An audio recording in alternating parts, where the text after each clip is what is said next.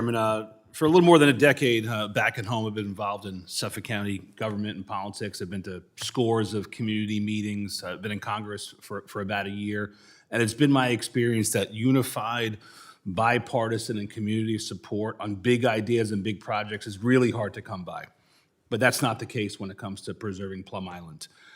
In fact, my district is totally united in its support for preserving Plum Island.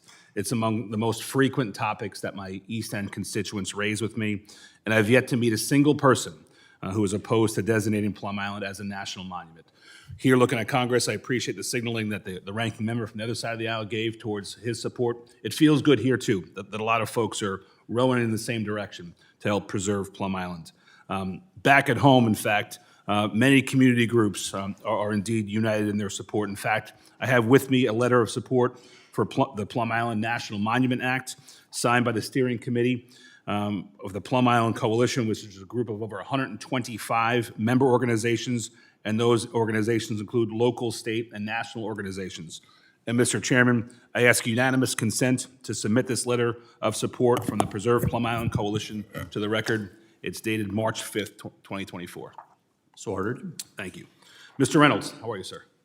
You're the Deputy Director of the National Park Service. Thanks so much for being here with us today.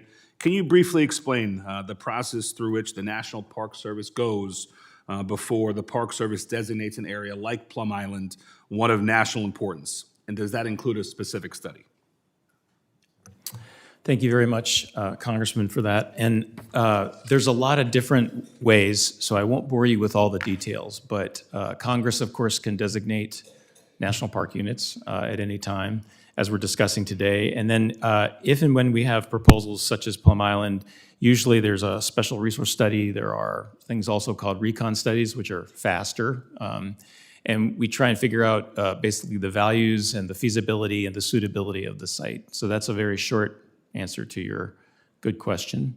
And usually these things come down to national, are there nationally significant resources? Are they suitable?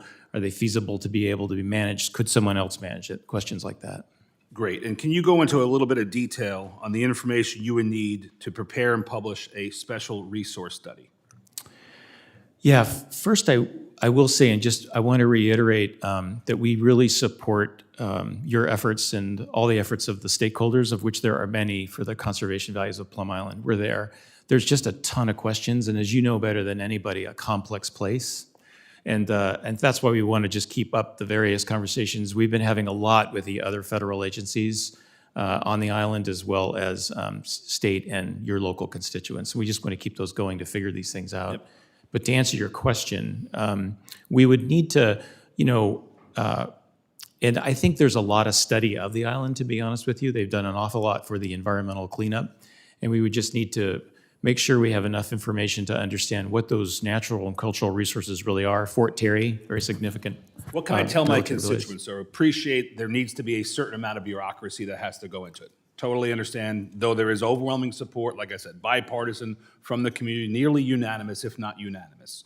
I understand still with the federal government, we have to go through some sort of bureaucratic process. What can I tell my constituents is a timeline that it would take for you to do an appropriate study to help expedite this? Yeah, I wouldn't know how to answer that right now, but I would say that the quicker the timelines will increase, the more we stay together and keep talking with existing agencies that are managing the island. And with respect to those talks, yeah, would you accept any sort of studies or reports or whatnot done by agencies other than your own to help expedite the process? Yes.